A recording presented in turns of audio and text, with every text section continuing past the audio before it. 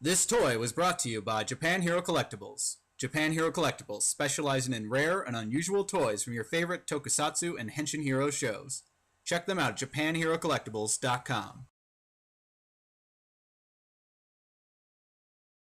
Alright, hello people of the internet. Welcome back to another exciting review of Midwest Tokusatsu's Toku Toy Time. I am Brock, and this week we are taking a look at the DX Artisan Kuroliner Robo, otherwise known as General Schwartz's Dark Liner. Isn't this thing just gorgeously beautiful? Alright, well before we get into the wonderfulness that is this lovely Russia, let us first take a look at the gorgeous box. So we're going to actually adjust the camera up because I wanted to get the Dark Liner in focus for just a second before reviewing the box. But let's take a look at this box. So we have on here a lovely image of General Schwartz's Robo. That is just gorgeous. I love the evilness, red eyes just popping out there. Very nice box. Very beautiful, very pretty. The rose petals all falling down. Yes. Schwartz's Kuroliner Robo, man, it's a thing. It's amazing. And then you come around to the back and you get this really nice image of kind of a wire framework in one half and the train, you know, in how it normally looks on the other. And I actually really enjoy that just because of the fact that it's how the whole thing forms. It's just split down the middle. But really cool box, really digging the artwork. On the bottom you've just got stuff I can't read and warnings, and then on the top you've got the actual focus. You actually got the Russia going along. I love this new Super Sentai Artisan series. I really hope they stick with this. It's kind of like the legacy line of Japan. So, really cool box. Away with the box, back to the train. So adjusting camera down again. Whee! There's probably going to be a lot of that in this review. I apologize now. But here is the wonderfulness that is the Dark Liner. I really have to say I dig this design so much. And the moment they had it in the show, I really hoped they were going to make an actual mech version of this the first time you saw it change. Even if they didn't, I really wanted this lovely designed engine. I just think it's so pretty. Just showing you all the things going down it. I mean, you can pretty much see how it's going to transform already. It's pretty straightforward, but still a beautifully designed mech. Now, you can flip it around to the other side, kind of lose some of the color. I mean, that's just to be expected that not everything is going to get a paint app on it, but these guys are at least nicely painted on both sides. So, and the bottom, just bottomly stuff. So, let's just take one of these guys off real quick. Kind of talk about them and show you up close on it.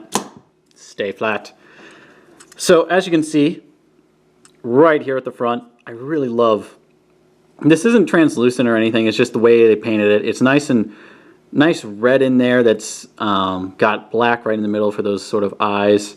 I love that you do get the actual like cab windows here and everything with the engine. It's got like a almost smokestack in the back, gun turrets up at the front. So really dig this. Now, just like anything else, they do have the connection ports right here that do fold out, and they also have them can do it at the front. So you can be pulling both ways. Just to demonstrate, flip them out here at the back. So if you have down like this, they can be pulling like that. Also, let's see, you could be doing it. This is kind of the weird one where,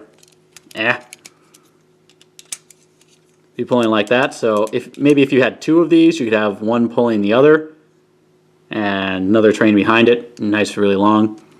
So really cool. Dig that a lot.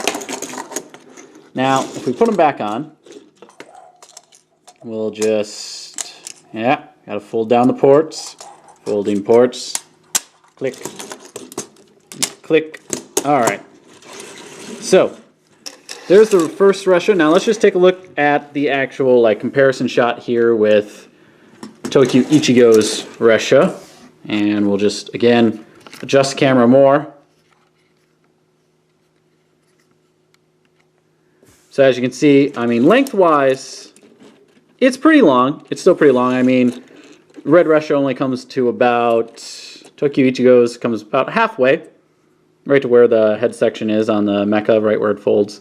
So, I mean, it's pretty long. If you had the blue Russia behind it, I mean, they'd probably match up in length. They look really good next to each other. I mean, obviously this is much taller, but I think they look perfectly fine next to each other. So put the Russia off to the side. Now, it does come with some extra bits. Schwartz's obviously has this sort of, you know, cape that hangs down behind him. Comes as a separate piece. It does store on here where you can just put it into, there's some holes right on top of these pauldrons. Put them in just like that, and then you've got like really weird like wings.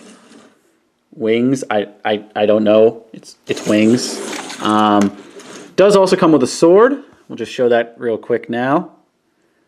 Nice paint apps in it too. That nice Bandai silver up here at the top, and then this copper color running down through the middle. Really like the sword.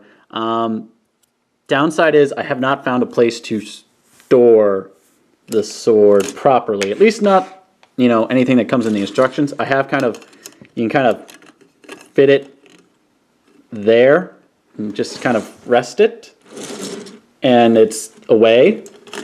I mean, you could do that if you really wanted to, but really, as cool as this form is, it's not how I'm going to be displaying it, so I'm not too concerned with it. So, I mean, really that's about it for the train form. There's not a whole lot to say about it other than it's very nicely done. I mean, there's a lot of details in it, from just the gears being shown, and then even in these middle sections you've got some, I don't know if you, now you can see it, that nice blue inlay inside. I mean, there's a lot going on here as far as just details are concerned. Up here even on the shoulder pads with some yellow in it where more cab sections would be. I mean, again, they put a lot of time and love into this, so I really dig it. Really, really dig it. So that's pretty much it for the train form. So now we're just going to, again, position the camera.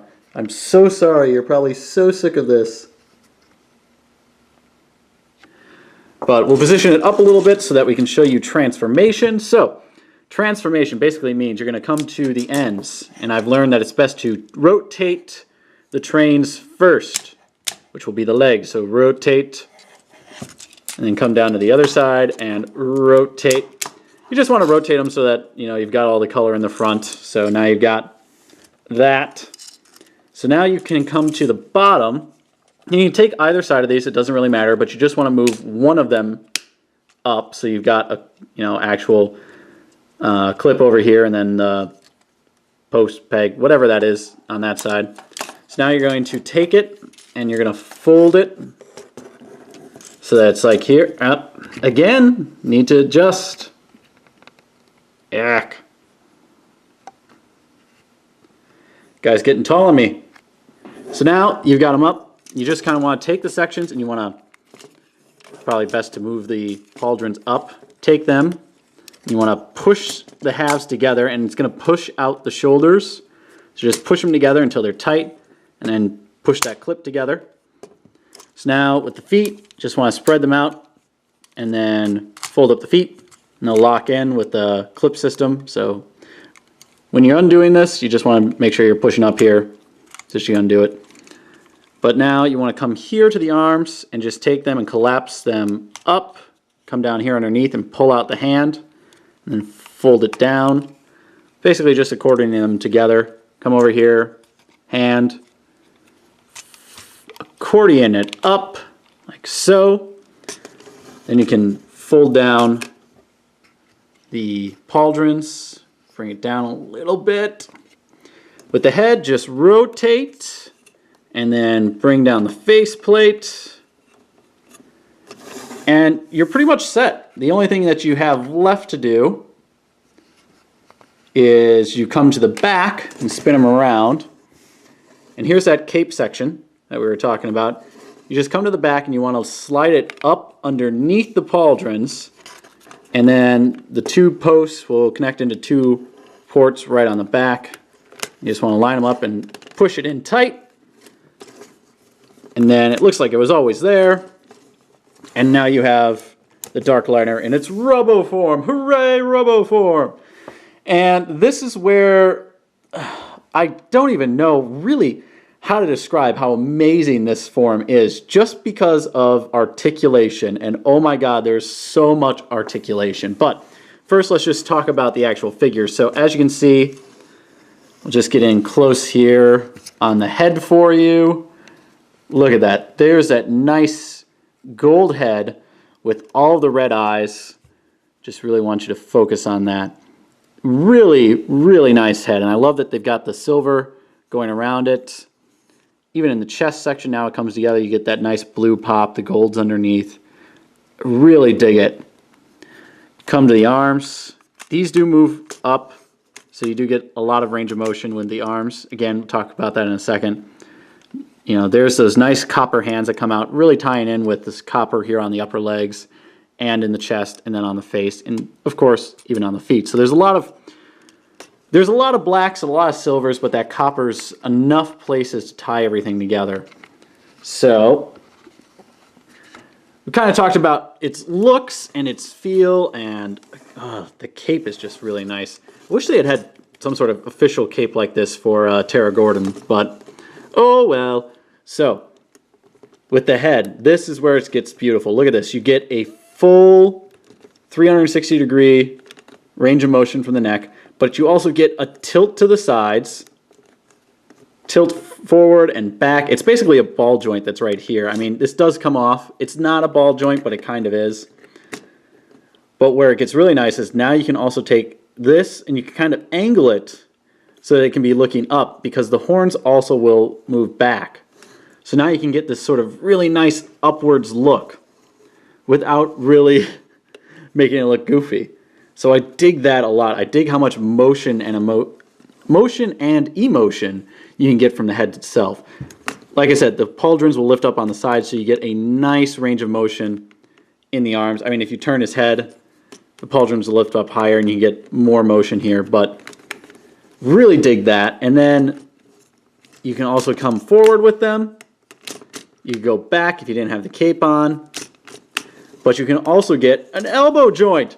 Oh my god, an elbow joint on a Robo. This is outstanding. I can't even words. You have an elbow. You have an elbow! That's something I never expected to see on a Megazord of any kind, American or Japanese. So, dig that. And if you come down to the feet, you do get, because of the transformation, you can kind of rotate his legs so that they're like that. And then when you come down, you can kind of get this really nice stance where if you then kind of cheat this joint to get it flat, you get this really nice angled stance. So now if we set him back, there's a lot of camera adjustment, I'm sorry, but if you set him back and then you turn his head, and you can get this really nice sort of looking over his shoulder like, I am intimidating. And it's just a really nice, I can't get over the amount of poses I can get from this guy just from little transformation joints turning into articulation. But now the really impressive thing comes with the sword. Because with the sword, you come here, you know, his sword comes in, and that looks really cool. Just by itself, it looks really cool with just the sword. But what you can really do, and that's really nice, is you can come up with the sword like so. You can bend his joint in. You can take the other hand, come up, and because of how long the handle is, if you have it pressed all the way down, and you break this arm where it collapses in, and just extend it, and you come underneath, you can get his hand to actually hold the sword two-handed. And it kind of looks a little goofy from this side, but you can't tell me that that isn't awesome. I love having it in that pose where it's just holding both hands of the sword like, ah. Thunder, thunder, Thundercats. Oh, yeah, totally that sort of pose. I just dig it. I dig how much motion that you can get from this guy and how many different poses and options you have available. Just things from basic transformation giving you different sort of posing ability. Now, the one thing that I didn't get, unfortunately, because I didn't get the other Artisan series, which is the actual Toku, is if you had bought both, you would actually get pieces to replace it so that it could be a normal Kuroliner for just the crows. I mean, and basically how it works is you just kind of come down here, and these are, don't lie to me, they are removable, so you can just take them off and they get replaced with some piping. The same goes for up here, his horns come off. This faceplate is just comes right off like that, super easy. And then on the actual train sections, you just come to the bottom and they would lift right off the top. So I mean, it's basically just part swapping, and you'd have a whole new Robo just from a small little part set. I'm definitely going to look to see if I can't buy that secondhand from someone, because I didn't really need to get the Tokuo's Artisan version. It just kind of added some little bits of metal to him. But so there is General Schwartz's, and let's just compare him quick to the Tokuo. All right, and here he is next to Tokuo, and I've got him in his movie form just because I really like the Gabutira Den-O parts attached to him. But as you can see, they're pretty much equal in height. Probably Tokuo's shoulders come a little bit shorter than the top of the horns. Not by much. I mean, these guys are pretty equal. There is a lot different, though, in just how they stand. I mean, they definitely formed the Robo portion of him first before forming the Robo portion of Tokuo first. It's a little bit more blocky here, much smoother, more animatronic over here. So while the train mode looks a little kind of big in areas just because probably of the shoulder pads, the trains here look, like trains, and then the Robo looks kind of where the Robo looks So I mean, that's just kind of them next to each other, and then they can be fighting, and I don't like you, and here's my gun, and here's my sword, and I'm gonna smash, smash, smash. Yes, I'm a child. I have to. But anyways, away with you, Tokuo. So, if I were to recommend to you guys to go out and try and spend the money to get this premium Bandai exclusive item that is General Schwartz's Darkliner, I would say yes. If you have the money and you have the ability, yes, yes, yes, get this. It's wonderful. I really can't find anything I don't like about it. So, again, you have the money, go out there, get it, because if you don't get it now, it's just going to get more and more expensive in the future. But that's pretty much it for this review, I think. So if you like what you saw and you want more, please click that subscribe button. Like, comment, share, and favorite the video. And if you want to see a specific review, comment below. You can follow us over at Facebook and over at Instagram. Details will be in the description. Once again, this has been Brock of Midwest Tokusatsu reviewing the lovely Artisan series Darkliner. So we're out, guys. Next time. Wait! One more thing. I almost forgot. People are going to be asking, does the Darkliner work with the Toku brace? And no, it doesn't.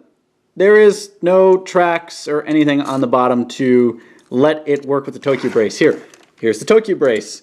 Here's the train. No. It doesn't even fit through the bar. So no, this will not work with this at all. So there are no sound functions.